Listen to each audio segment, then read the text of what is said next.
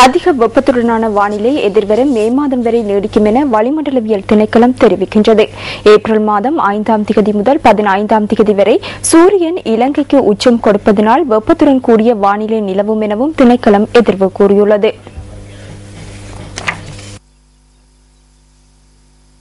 நாட்டில் தற்போது காற்றின் வேகம் குறைந்துள்ளமையும் சூரியன் உச்சம் கொடுக்கின்றமையும் அதிக வெப்பத்துக்கான காரணம் என தெரிவிக்கப்படுகின்றது. அதிக வியர்வை ஏற்படுகின்றமையினால் பகல் மற்றும் இரவு வேளைகளில் அதிக உஷ்ணம் நிலவும்.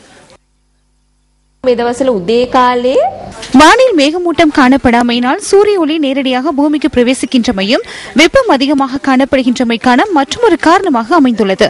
சூரிய ஒளி புவிக்கு நேரடியாக பிரவேசிக்கின்றமையினால் பூமியின் வெப்பம் அதிகரித்து வளிமண்டலத்தின் வெப்பநிலை அதிகரிக்கின்றமை இன்னும் ஒரு காரணமாக உள்ளது.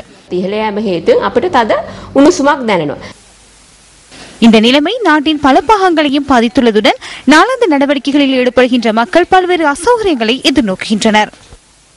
பொலனறுவையில் 34.8 பாகை செல்சியஸ் வெப்பநிலை பதிவாகியுள்ளது. கொழும்பு நகரில் 32.4 பாகை செல்சியஸ் வெப்பநிலை பதிவாகியுள்ளது. 31.4 பாகை செல்சியஸ் வெப்பநிலை காலி நகரில் பதிவாகியுள்ளது.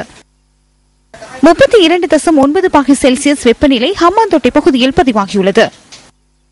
இதேவேளை ஏப்ரல் மாதம் 5ஆம் திகதி முதல் இலங்கைக்கு நேராக சூரியன் நிலை கொண்டிருக்கின்றமையினால் நாட்டின் வெப்பநிலை அதிக அளவில் காணப்படும். ஏப்ரல் மாதம் 5ஆம் திகதியே சூரியன் இலங்கையை அண்மிக்கின்றது. அதனால் வெப்பநிலை அதிக அளவில் காணப்படும். மே மாத நடுப்பகுதியிலேயே மழையை எதிர்பார்க்க முடியும். அதுவரை இவ்வாறான நிலைமையே காணப்படும். සාමාන්‍ය අඩු වැඩි වශයෙන් මේ උණුසුම් අසහනකාරී තත්ත්වය අපිට බලාපොරොත්තු වෙන්න වෙනවා.